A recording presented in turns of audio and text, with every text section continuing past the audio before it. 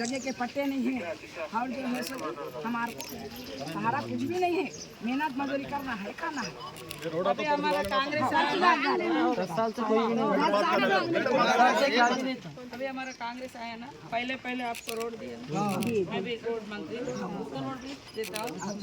हर दिन घर के 5 लाख अभी सैंक्शन करेंगे। अभी बस फ्री है ना, 200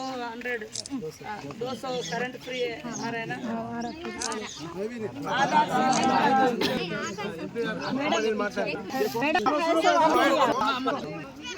आपकी कॉलोनी जो मकान दी शायद उधर के लिए परसों सत्ता के फंड से पूरा शीशी दिए पर देखा कि आपको 25 కానీ జెండా మీద పెట్టి ఊరేగించేది ఆ దేవుళ్ళకు ఒక్కొక్క సంవత్సరానికి ఒక్కొక్క రోజు ఉంటుంది. శ్రీరామనవమికి వాళ్ళ కళ్యాణం రోజు దేవుళ్ళని ఊరేగిస్తారు. హనుమాన్ జయంతి రోజు హనుమాన్ దేవుడిని ఊరేగిస్తారు. లేదా ఇంకొక వెంకటేశ్వర స్వామిని ఒక రోజు ఊరేగిస్తారు. కానీ ఓట్లప్పుడు ఊరేగించద్దు కదా. ఓట్లప్పుడు తీసుకొచ్చి పాపం దేవుడు అంటే గౌరవించడం కూడా పార్టీ ఆ జెండా పట్టుకున్న వాళ్ళని చూసి ఆ దేవుడిని తిట్టే పరిస్థితి వస్తుంది. కాబట్టి దయచేసి ఇవాళ అభివృద్ధి అడిగితే అయోధ్యను చూపెడుతున్నారు. మరి అయోధ్య నిర్మాణానికి కూడా ఎక్కడి నుంచి పట్టుకోపోయినా మనం ఇంటికి తల్లింట్లో రాసిన చందాలు తీసుకుపోయి అక్కడ కట్టారు. మరి ఈ ఊళ్ళలో ఒక్క గుడైనా సెంట్రల్ గవర్నమెంట్ మరి కేవలం 1130 మెగావాట్ల కరెంట్ ఉండే ఈ రోజు 3 లక్షల మెగావాట్ల కరెంటు ఉత్పత్తి తయారు చేసింది కాంగ్రెస్. ఇవాళ వేలాది లక్షలాది ఊళ్ళలో స్కూళ్ళ నిర్మించింది. పేదోళ్ళకు 100 రోజుల పని కల్పించింది. ఆ 100 రోజుల పనిని కూడా ఇవాళ తీసేస్తుంది.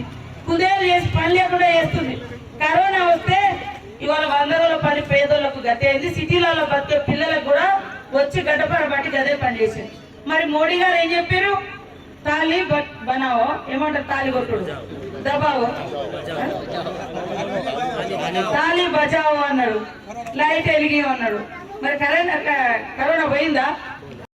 అన్నదమ్ముల్లో కలిసి ఉండేటువంటి వాళ్ళ మధ్య చిచ్చు పెట్టి ఓట్లు వేయించుకున్నారు తప్ప ఆ ఊళ్ళలో కూడా ఏమి ఇయ్యలే.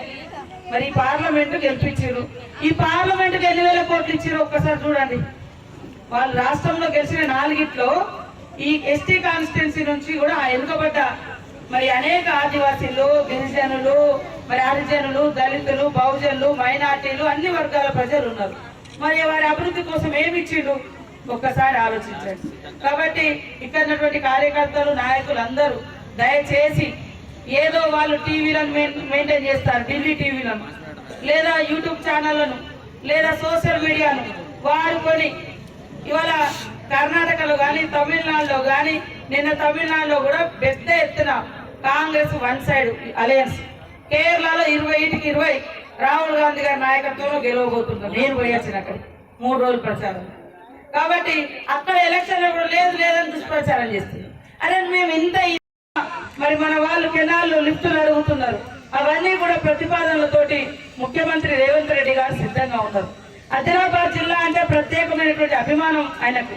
ఆయన ముఖ్యమంత్రి అధ్యక్షుడు అయిన తర్వాత ఫస్ట్ ఇదే ఆదిలాబాద్ జిల్లాకు వచ్చిండు. ముఖ్యమంత్రి అయిన తర్వాత కూడా ఇదే ఆదిలాబాద్ జిల్లాకు వచ్చిండు. కాబట్టి కష్టాలు చేసిన బిడ్డగా నాకు ఈ యొక్క జిల్లాకు ఇన్ఛార్జ్ మినిస్టర్ గా చేయడం జరిగింది. వాస్తవానికి నాది ఆ కోసకు మీరు ఈ కోసకు ఉన్నారు. అయినా కూడా నాకు కూడా మీరంటే అభిమానం. ఇక్కడ వెనుకబడ్డ వాళ్ళు ఉన్నారు. అక్షరంలో అగ్రభాగాన ఉన్నా మరి అభివృద్ధిలో మనం వెనుకబడి ఉన్నాం. కాబట్టి ప్రత్యేక దృష్టి పెట్టాలని మనం తిరుగుతా ఉన్నాం. కాబట్టి స్కూల్లో ఉన్నది మీరు మాట్లాడండి కదా. పేదోడు దేవునికి అగరబత్తి కూడా ముట్టేయలేని పరిస్థితి తీసుకొచ్చింది. ఇది మీరు చేసిన భక్తి. కాబట్టి దేవుణ్ణి గుండెలో పెట్టుకుందాం, గుడిలో పెడదాం. కానీ ఎన్నికల ఎజెండాలో దేవుళ్ళని తీసుకురాకూడదు అని బీజేపీ నాయకులకు నేను తెలియజేస్తా ఉన్నా. అదే కాకుండా మేము అభివృద్ధి అడిగితే మాకు అక్షింతలు ఇచ్చేది, ఉద్యోగాలు అడిగితే రాముని అయోధ్యను చూపెడుతున్నారు. కాబట్టి రాముడు ఉండాల్సిందే, దేవుడు ఉండాల్సిందే. అక్షింతలు ఏ ఊరోళ్ళు ఆ ఊరోళ్ళు కలుపుకొని మొన్ననే రాముడు పెళ్లి చేసిరు, సీతారాముల పెళ్లి. కాబట్టి దయచేసి అభివృద్ధికి నిధులు ఏమి ఇచ్చారు మీరు గారు చెప్పండి. ఇవాళ మమ్మల్ని 3 నెలలు కాలేదు మేము వచ్చి ఏదైనా మీ గ్యారెంటీ అంటారు. మరి మీరు 10 ఏళ్ల కింద అధికారానికి వచ్చేటప్పుడు ఏమన్నారు? ప్రతి సంవత్సరం 2 కోట్ల ఉద్యోగాలు అన్నారు.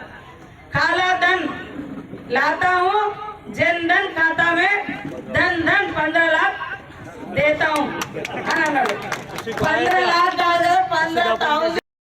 సరే బీజేపీ బీఆర్ఎస్ 10 ఏళ్ల పాలన ఈ దేశంలో కానీ ఈ రాష్ట్రంలో ప్రతి పార్టీకి 10 ఏళ్ళు అవకాశం ఇచ్చేది.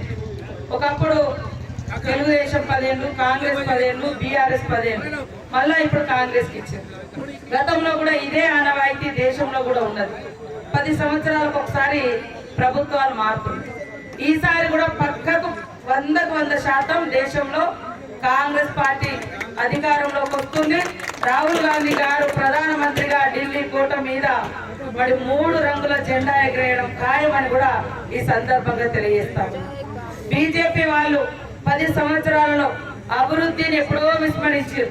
నేను ఇక్కడ ఉన్న వాళ్ళందరిని అడుగుతున్నా, మీ గల్లీలలో రోడ్లు వేసిర్రా?